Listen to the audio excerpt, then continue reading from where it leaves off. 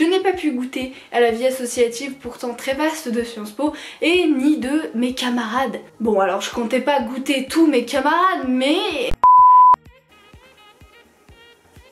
Bonjour à tous, j'espère que vous allez bien et que vous êtes contents de me retrouver aujourd'hui dans cette nouvelle vidéo où je vais vous raconter et vous faire un peu le bilan de mon premier semestre à Sciences Po Grenoble.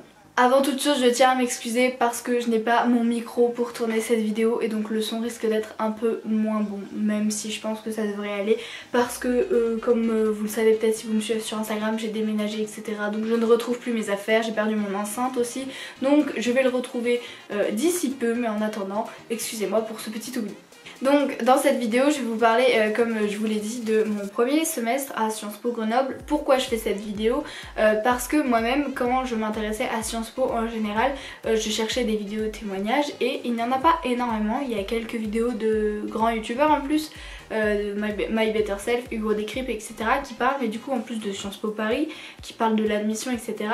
Et j'ai pas trouvé en fait de vidéos sur Sciences Po Grenoble et puis même je sais pas plus détaillées sur qu'est-ce qu'on fait à Sciences Po etc. parce que ça intéresse beaucoup de monde Sciences Po mais on sait pas vraiment ce qu'on y fait et moi-même j'étais très intéressée par l'école mais finalement j'avais pas une idée très claire de ce qu'on pouvait y faire etc.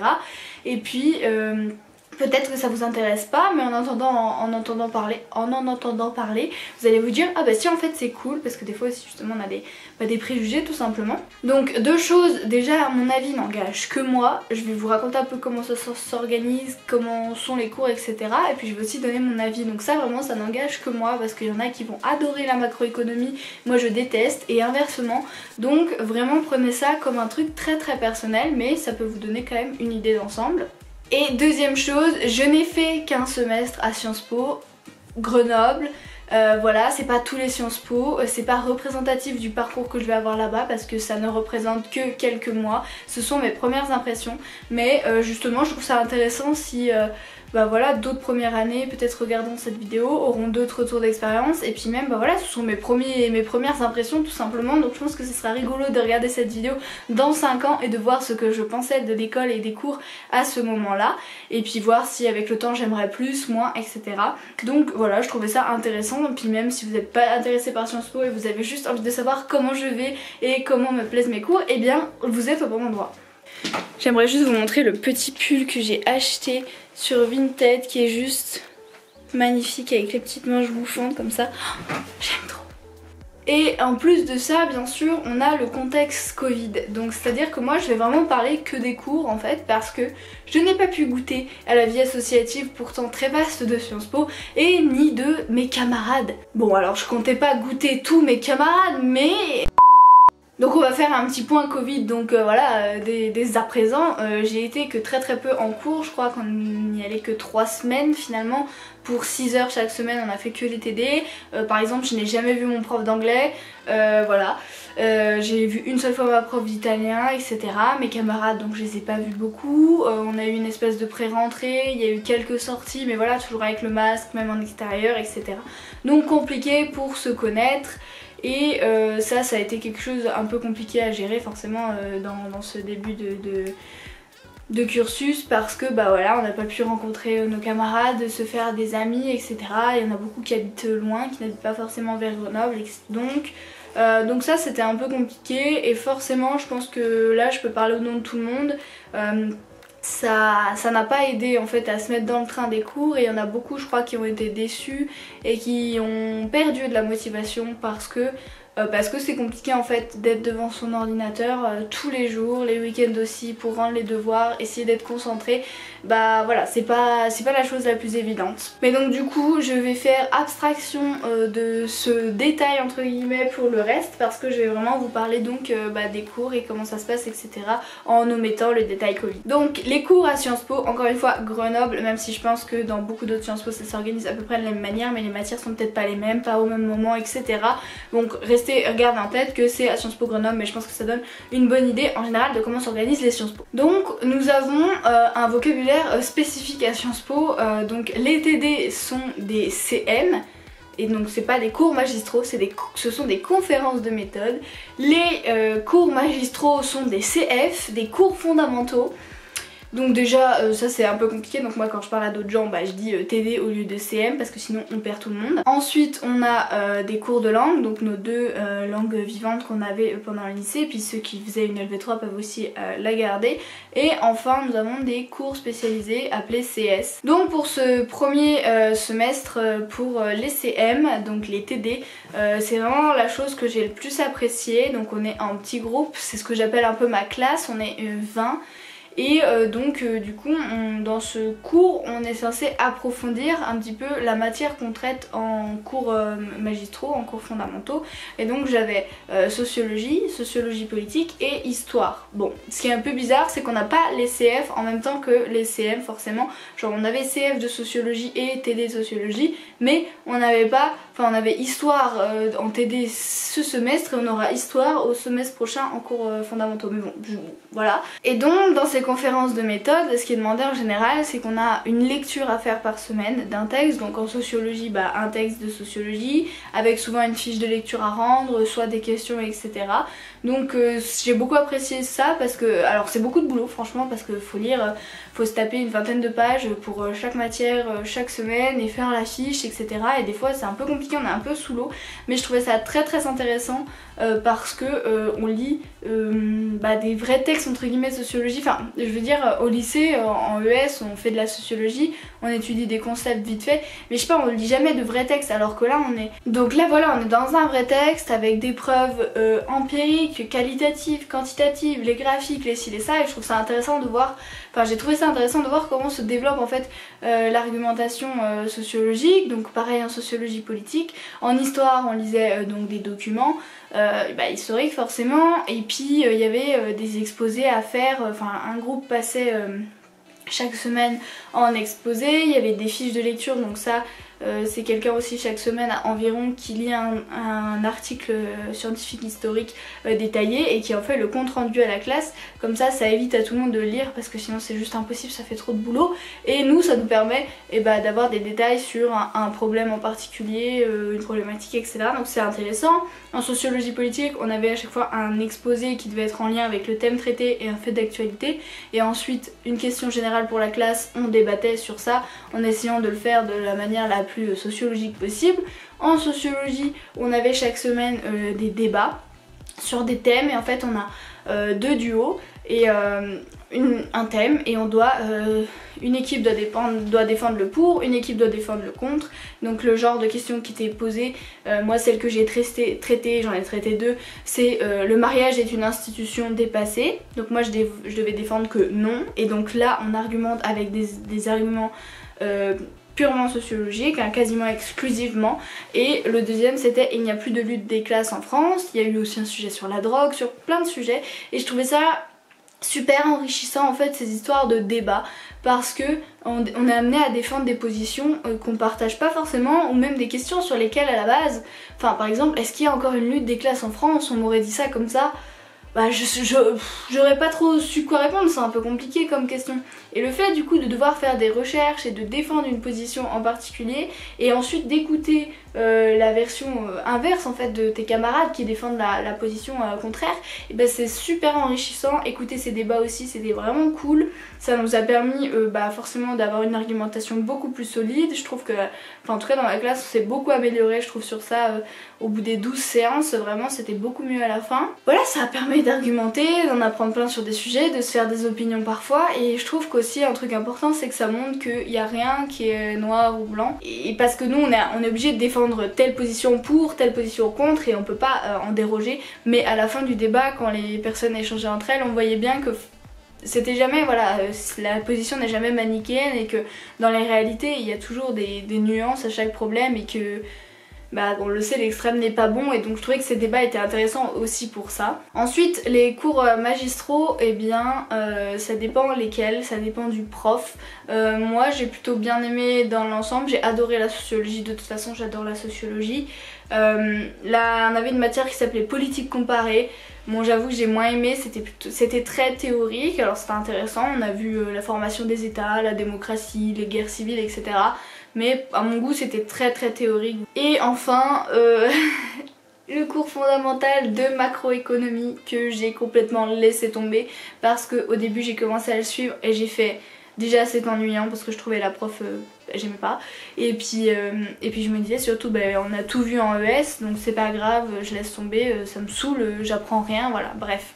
Sauf que j'ai l'impression qu'avec le temps ça s'est quand même un petit peu complexifié et donc j'ai les partiels en janvier et donc je vais essayer de rattraper ce cours que du coup je n'ai pas suivi et je pense que ça devrait aller. Normalement il y a tout sur les diapos, voilà, comme je vous l'ai dit j'étais en ES donc normalement ça va, c'est un QCM et tout, un plan de dissert, ça devrait le faire mais on verra comment ça se passe, de toute façon je vous tiendrai au courant si je fais un deuxième bilan plus tard. Après j'ai l'impression qu'il y a quand même beaucoup d'étudiants qui ont laissé tomber par choix certains cours parce que les TD, donc les CM, sont obligatoires de présence. En revanche les cours magistraux, donc les cours fondamentaux ne le sont pas parce que là c'est typiquement le grand cours en amphi où il y a 200 personnes.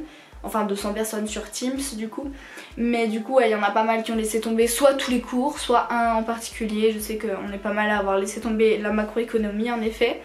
Et du coup bon bah apparemment c'est faisable donc enfin disons que les deuxième années, les troisième années l'ont aussi fait auparavant et ils ne sont pas morts donc du coup eh bien tout va bien. Ensuite les cours de langue donc anglais et italien, donc on est classé par niveau, on a fait un test de niveau au début blablabla.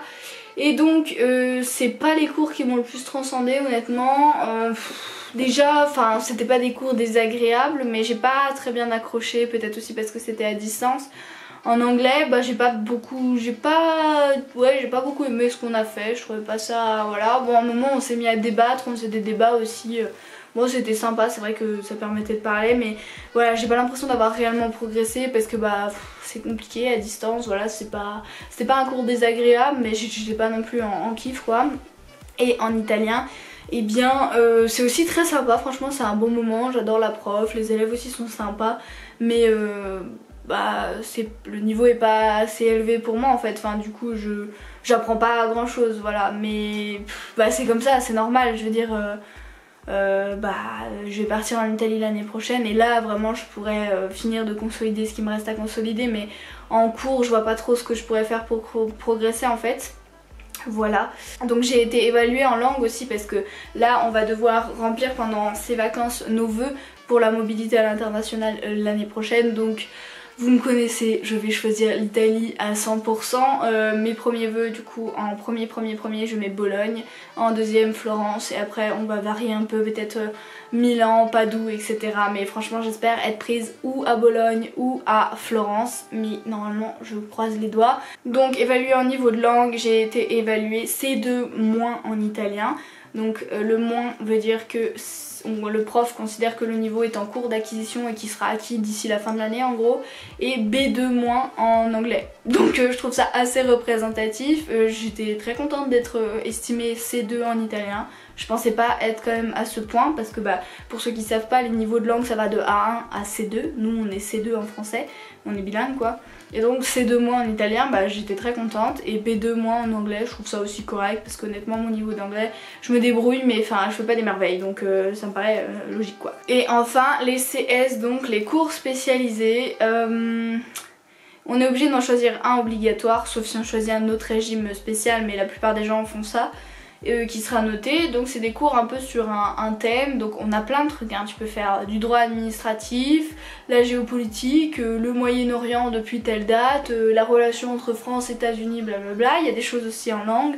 Donc moi ce premier semestre j'ai pris un CS sur les prisons en anglais, donc ça s'appelait Exploring the Carceral World. Putain l'anglais.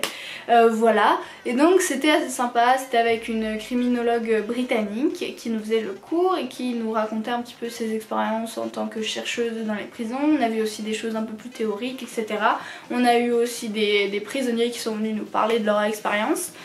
Alors c'était sympa déjà parce que bah, c'était en anglais donc forcément 2 heures par semaine j'étais obligée de suivre un cours en anglais. Honnêtement c'était difficile, enfin c'est à dire quand elle parlait comme ça allait mais dès qu'il fallait prendre des notes sur des aspects théoriques c'était difficile pour moi parce que bah, j'ai pas l'habitude et que c'était pas toujours facile honnêtement. Après j'ai pas non plus adoré mais ça c'est vraiment personnel, genre ça c'est un des cours où j'ai été déçue, où j'attendais à plus, enfin pas à plus, mais je m'attendais pas à ça et finalement j'ai été déçue, je sais pas trop comment vous le décrire, mais voilà, tout simplement. Mais c'était quand même intéressant, c'était enrichissant, voilà, j'avais envie d'en apprendre plus en fait par rapport aux prisons dans le monde, comment sont traités nos prisonniers. Ça en dit beaucoup sur la société en fait, sur le pays en question, et c'était quand même intéressant, ça m'a sensibilisé sur certains points en fait quand même, et ça m'a appris des choses, donc c'était intéressant. Et au deuxième semestre par exemple, pour vous donner une idée, mon CS obligatoire ça s'appelle politique, genre et sexualité, et apparemment il est vraiment bien, de bouche à oreille. Et un autre qui en anglais encore, je sais plus le titre exactement et je vais vous le dire en anglais encore une fois, mais c'est genre Race, Gender and Childhood, enfin je crois que c'est à peu près sur les classes sociales et les chances de réussite dans le monde, enfin je crois que c'est ça, et ça se trouve c'est pas du tout ça, et peut-être que je vais être agréablement surprise ou déçue par ce CS, on verra bien. Donc pour ces CS il y a un travail à rendre aussi à la fin du semestre, donc moi j'en ai pris 2 au deuxième semestre, c'est vraiment beaucoup. Je me rendais pas compte en fait, parce que moi je me disais ouais on a une petite vingtaine de cours, ah, c'est rien et tout. Honnêtement, rien qu'avec les 3 TD là, comme je dis, les trucs à lire chaque semaine, et puis des fois tu passes en exposé et en débat et en si, en fait t'as tout le temps quelque chose, et bah ça fait beaucoup. En langue j'ai pas trouvé qu'il y avait beaucoup de travail, mais bon parce qu'aussi en italien, bon bah moi c'est vite fait, en anglais un petit peu, mais voilà, je me suis pas non plus défoncée, voilà. Et puis bah par contre pour les cours magistraux, bah j'ai aucun travail pendant la semaine, enfin personnellement j'ai rien fait. Là on a les partiels en janvier, puis en fait je vais profiter des vacances pour relire mes cours, les remettre en forme, les imprimer et les apprendre, mais j'ai pas pu faire ça pendant le semestre en fait, juste sinon vous avez trop de trucs à faire. Et on a aussi du sport obligatoire quand on fait l'option CS plus sport, et donc du coup bah j'ai pris moi la gym hein, forcément, donc en OT, donc du coup avec le Covid on a pu y aller 3 fois. C'était sympa, du coup il faut que je rende un travail au prof, d'ailleurs je viens d'y penser, c'est avant le 25, ouï. Bon je vais faire ça après. Et puis aussi on a par semestre des ateliers, donc là ce semestre c'était atelier d'écriture, et après tu peux choisir atelier d'écriture littéraire, journalistique, etc. Donc moi j'ai choisi littéraire. Bon c'était vraiment pas le truc le plus passionnant du monde, mais je vais pas m'étaler là-dessus parce que bon ça concerne qu'un truc, c'est une fois par semaine, bon voilà. Donc voilà, si vous vous demandiez un petit peu comment ça s'organise à Sciences Po les cours, et bah c'est ainsi. Au deuxième semestre et bah on rechange tous nos cours, on garde les langues. On va avoir 3 TD, 4 CF, etc. Les matières changent, je vais avoir par exemple du droit, etc. de l'histoire, donc ça va être sympa, et je trouve que c'est cool parce qu'au moins bah, ça fait comme si c'était limite une nouvelle année, vous voyez, on recommence à zéro, et puis s'il y a une matière qui t'a pas plu, hashtag l'économie, et bah au moins tu sais que tu changes, même si on a de la microéconomie, mais bref apparemment c'est mieux. Et donc sinon bah pour vous parler un peu plus de mon ressenti par rapport à l'école, donc encore une fois sans la vie associative et mes camarades, juste les cours. Pour beaucoup Sciences Po c'est un rêve de réussir à rentrer, c'était le mien aussi, et du coup beaucoup te disent après ah ouais en fait j'ai été déçue, enfin je pense qu'on forcément quand c'est un rêve on s'attend à beaucoup, et beaucoup m'ont dit fais gaffe tu vas être déçue blablabla. Bah honnêtement non je le suis pas, même sans avoir vécu la vie à l'IEP, bah je suis même pas, enfin ouais même si les cours m'ont pas tous plu, j'aime l'état d'esprit général, j'aime les profs, j'aime la manière dont c'est fait, et je trouve que comment dire, que la formation m'emmène vers là où j'ai envie d'aller en me faisant toucher à plein de matières différentes, et comme je le dis encore une fois, l'esprit général me plaît vraiment. Je sais pas comment expliquer, mais je m'attendais, comme je le dis, à toucher à plein de trucs différents, et je savais pas trop bien comment ils allaient s'y prendre honnêtement pour former ces gens-là, enfin parce que moi quand je voyais les gens qui avaient fait Sciences Po, qui étaient à Sciences Po, je trouvais qu'ils dégageaient tous un truc assez fou la plupart du temps, hein, très éloquent, très pertinent, blablabla. Bon bien sûr il y a des exceptions, mais voilà, moi les gens qui faisaient Sciences Po c'était aussi pour ça que j'avais envie d'aller là-bas, parce que je trouvais qu'à chaque fois que j'rencontrais quelqu'un voilà, qui l'avait fait ou qui était, bah je le trouvais bah je sais pas, je me disais ouais c'est impressionnant quoi, et je me demandais finalement bah, comment ils font pour entre guillemets fabriquer des gens comme ça que je trouve moi pertinents. Après c'est encore une fois c'est que mon avis personnel, et en fait je crois que j'ai compris un peu comment ils font, je saurais pas trop comment l'expliquer, et du coup en fait je suis contente, je suis fière parce que je sens que pendant ces 5 années je vais progresser, je vais apprendre plein de trucs, je vais rencontrer plein de gens, et franchement c'est hyper épanouissant. Et donc sûrement que c'est la même chose dans d'autres formations pour plein d'autres gens, hein. Je veux dire, on peut être très épanoui et trouver que la formation est très complète en fac d'histoire, en fac de socio, etc.